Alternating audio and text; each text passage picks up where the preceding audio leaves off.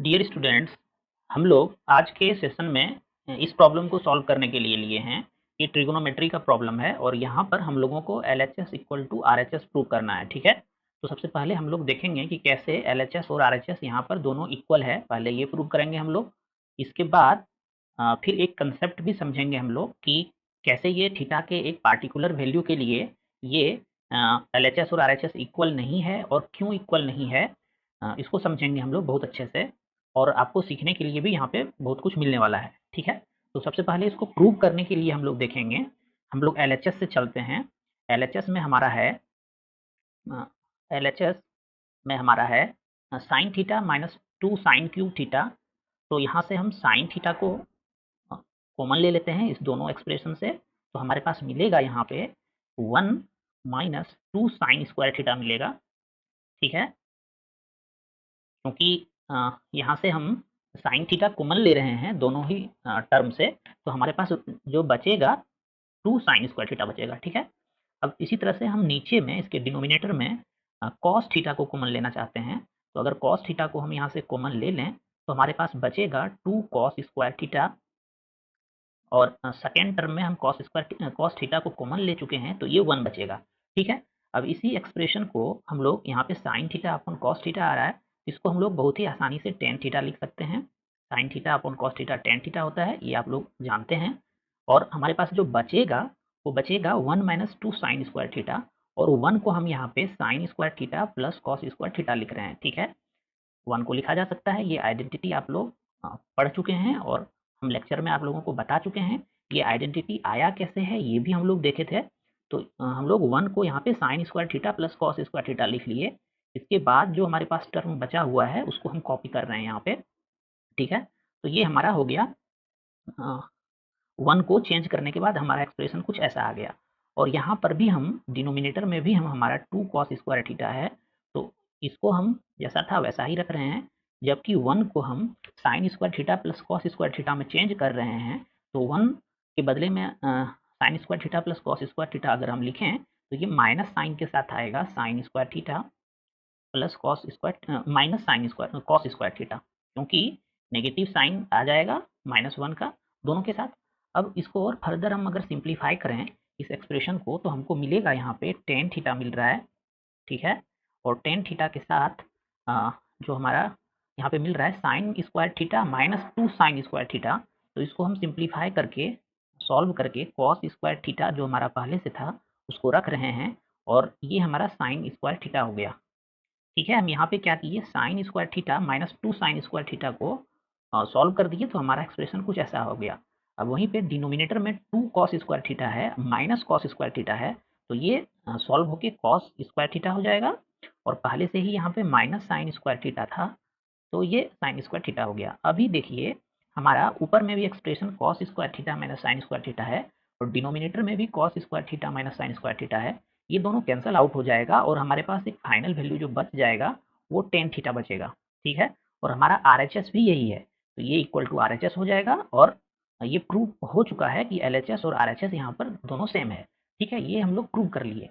अब अगर ये चीज़ हम लोग प्रूव कर चुके हैं कि एल और आर यहाँ पे दोनों सेम है तो फिर इसको थीटा के सभी वैल्यू के लिए हम लोग ये कर सकते हैं। मतलब अगर मान लेते हैं थीटा इक्वल टू 30 डिग्री है तो 30 डिग्री के लिए ये एक्सप्रेशन वैलिड होगा, एलएचएस और आरएचएस दोनों इक्वल आएगा। और वहीं पर थीटा अगर हम 45 डिग्री ले लें या थीटा 60 डिग्री ले लें तो सभी के लिए आएगा, ये इक्वल आएगा एलएचएस और आरएचएस। हम सबसे पहले इसको थीटा इक्वल टू 30 डिग्री के लिए देखना चाहते हैं। ठीक है, और theta is equal to 30 degree और हम यहाँ एलएचएस और आरएचएस फाइंड करना चाह रहे हैं। ठीक है, क्योंकि हम जो आपको बताने वाले हैं उसमें इसका जो बताना चाह रहे हैं वो हम ऐसा ऐसे ही करके आपको समझा सकते हैं।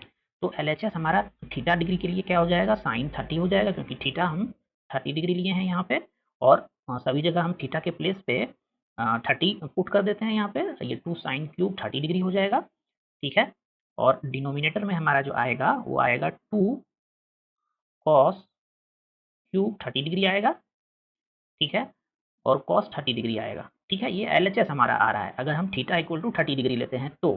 ठीक है, अब हम लोग साइन 30 और कॉस 30 का सभी का वैल्यू जानते हैं और हम आपको प्रूव करके भी दिखाए हैं कि साइन 30 का वैल्यू हाफ क्यों होता है, कैसे होता है, कॉस 30 का वैल्यू कितना होता है, ठीक है। ये सभी चीज़ हम लोग प्रीवियस लेक्चर में अच्छे से देख चुके हैं, तो उसका यूज़ करके या आपको याद भी हो गया होगा, हम लोग साइन 30 इक्वल टू हाफ जानते हैं, तो हाफ यूज़ कर रहे हैं साइन 30 के प्लेस पे, और इसके साथ यहाँ पे साइन क्यूब 30 है, तो साइन 30 का वैल्यू हाफ होता है, तो इसका क्यूब हो जाएगा, हाफ का क्यूब हो जाएगा, मतलब 1/8 हो जाएगा, ये आ रहा है हमारा।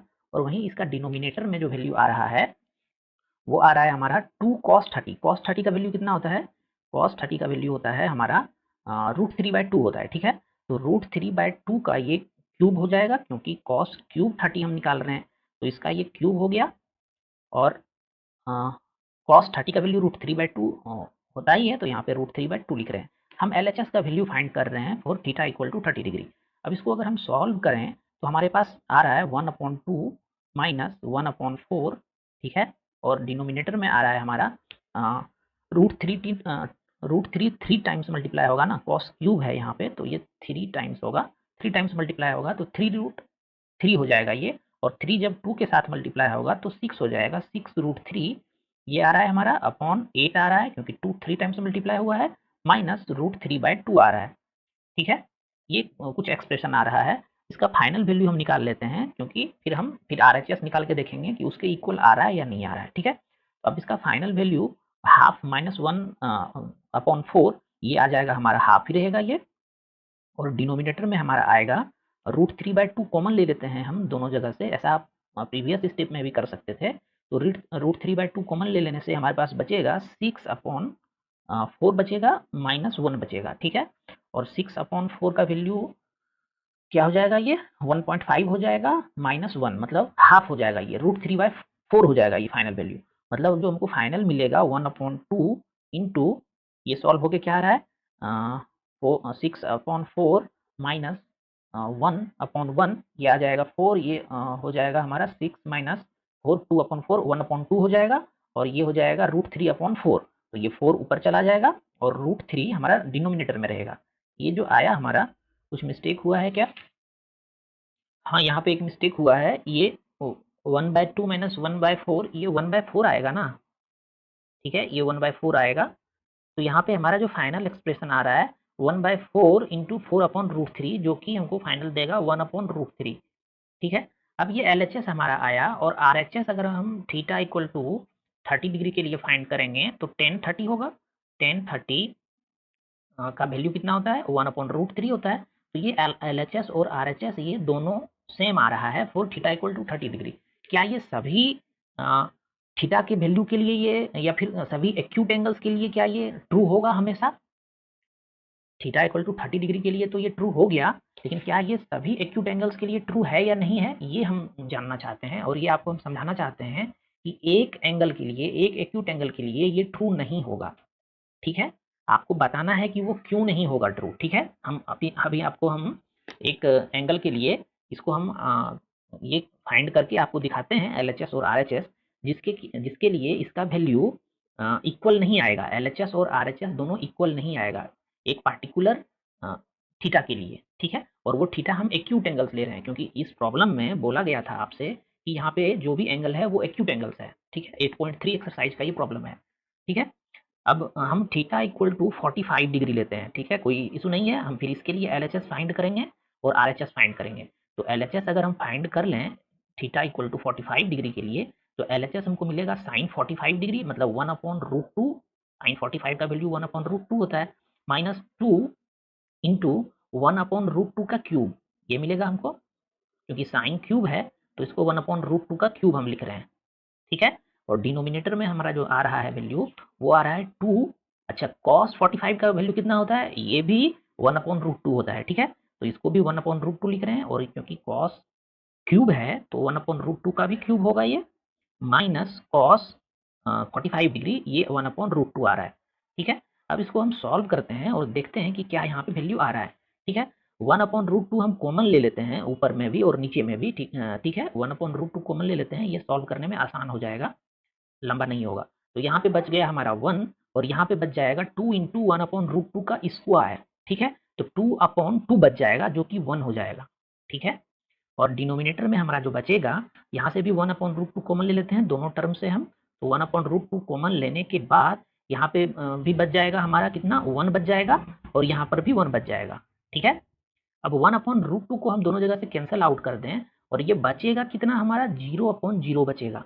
ठीक है, एलएचएस हमारा 0/0 आ गया। ठीक है, और वहीं पर आप 10 अगर आरएचएस फाइंड करेंगे, यहाँ पे मान लेते हैं हम आरएचएस यहाँ पे फाइंड कर रहे हैं। ठीक है, आरएचएस फाइंड करने के लिए हम यहाँ पे इसको आरएचएस फाइंड कर लेते हैं 45 डिग्री के लिए। तो इस एक्सप्रेशन में आरएचएस है हमारा टेन थीटा है, तो टेन 45 डिग्री होगा और टेन 45 डिग्री का वैल्यू आप जानते होंगे कितना होता है, ये 1 के इक्वल होता है। ठीक है, तो यहाँ पे क्या एलएचएस और आरएचएस इक्वल आया, एलएचएस में हमारा 0/0 आ रहा है जबकि आरएचएस में 1 आ रहा है, तो LHS is not equal to RHS आ गया। जबकि हम अभी तुरंत हम प्रूव किए हैं कि ये एलएचएस और आरएचएस इक्वल आया है for all value of theta यहाँ पे। तो फिर ऐसा क्यों हो गया 45 डिग्री के लिए कि एलएचएस और आरएचएस इक्वल नहीं आया, हम ये जानना चाह रहे हैं और आपको समझाना चाह रहे हैं। आप में से किसी को अगर ये बात समझ में आ रहा है कि कहाँ पे मिस्टेक हुआ है, यहाँ तो हम प्रूव कर दिए ना कि LHS is equal to RHS, यहाँ पे हम बहुत आसानी से प्रूव कर दिए कि एलएचएस और आरएचएस इक्वल है। ठीक है, तो इक्वल है तो थीटा के हर एक वैल्यू के लिए इक्वल इसको होना चाहिए था ना, ये 45 डिग्री के लिए फेल क्यों हो गया एलएचएस और आरएचएस, हम ये बताना चाह रहे हैं। आप लोगों में अगर किसी को ये बात समझ में आ रहा है तो आप बहुत अच्छे से सब्जेक्ट को समझ रहे हैं। ठीक है, यहाँ इसलिए ऐसा हुआ, अब हम आपको बताते हैं। देखिए यहाँ पे हम लोग क्या किए, cos square theta minus sine square theta को cos square theta minus sine square theta के साथ कैंसिल आउट कर दिए, तभी ना टेन थीटा लिखे हैं हम लोग। तो ऐसा हम लोग हर एक केस में कर सकते हैं, लेकिन अगर ये 0 हो और ये भी 0 हो जाए तब फिर हम वैसा कैंसिल आउट नहीं कर सकते हैं। मतलब कहने का मतलब है कि 0/0 को हम लोग 1 नहीं लिख सकते हैं, इसका कोई भी वैल्यू नहीं है, ये अनडिफाइंड है या इसका कुछ मीनिंग ही नहीं है 0/0 का। ठीक है, क्योंकि हम अगर 1/1 है तो उसको 1 लिख सकते हैं, लेकिन यहाँ पे अगर cos square theta minus sine square theta का वैल्यू 0 हो जाए तब इस केस में हम इसको कैंसिल आउट नहीं कर सकते हैं, और अगर हम कैंसिल आउट नहीं करेंगे तो ये टेन थीटा के इक्वल होगा नहीं, और टेन थीटा के इक्वल होगा नहीं तो फिर ये हमारा एलएचएस और आरएचएस इक्वल प्रूव नहीं होगा। लेकिन ये हमको 45 डिग्री के लिए क्यों फेल हुआ, क्योंकि 45 डिग्री के लिए ही इस एक्सप्रेशन का value cos theta minus sine square cos square theta minus sine square theta का वैल्यू वो 0 आ रहा है 45 डिग्री के लिए, इसीलिए ये 45 डिग्री पे ये फेल हो गया। ठीक है, हम आपको ये बताना चाह रहे थे। ठीक है, अभी हम देख लेते हैं कि कैसे ये अगर ये 0 हो जाता है दोनों जगह पे तो ये थीटा का वैल्यू क्या होगा, ये देखना चाह रहे हैं हम। 45 के लिए ये फेल हुआ है, अब हम देखना चाहते हैं कि cos square theta minus sine square theta ये 0 कब होगा। ठीक है, तो इसको हम लोग यहाँ पे देख लेते हैं। इसके लिए पेज एक ले लेते हैं न्यू, हाँ यहाँ पे देख लेते हैं हम लोग। Cos square theta minus sine square theta equal to 0 अगर हो जाता है तो फिर हम इसको कैंसिल आउट नहीं कर सकते थे ऊपर और नीचे। तो ऐसा कब होगा, जब cos square theta equal to sine square theta होगा, या फिर आप बोलें या तब होता है ऐसा, कॉस स्क्वायर थीटा और साइन स्क्वायर थीटा इक्वल होता है अगर आप थीटा का वैल्यू 45 डिग्री लेंगे। तो देखिए ये कंडीशन सेटिस्फाई हो जाएगा, क्योंकि कॉस 45 का वैल्यू होता है 1/√2 और इसका स्क्वायर आप करेंगे तो ये हो जाएगा 1/2, और साइन 45 का भी वैल्यू होता है 1/√2 और उसका स्क्वायर करेंगे तो 1/2 हो जाएगा। मतलब यहाँ से हमारा जो थीटा का वैल्यू आ रहा है 45 डिग्री आ रहा है, इसीलिए ये हमारा जो प्रूफ था ये फेल हो गया 45 डिग्री के लिए, एलएचएस और आरएचएस इक्वल नहीं आ पाया, क्योंकि अगर ये 0 हो जाएगा तो इसको हम कैंसिल आउट कर ही नहीं सकते हैं।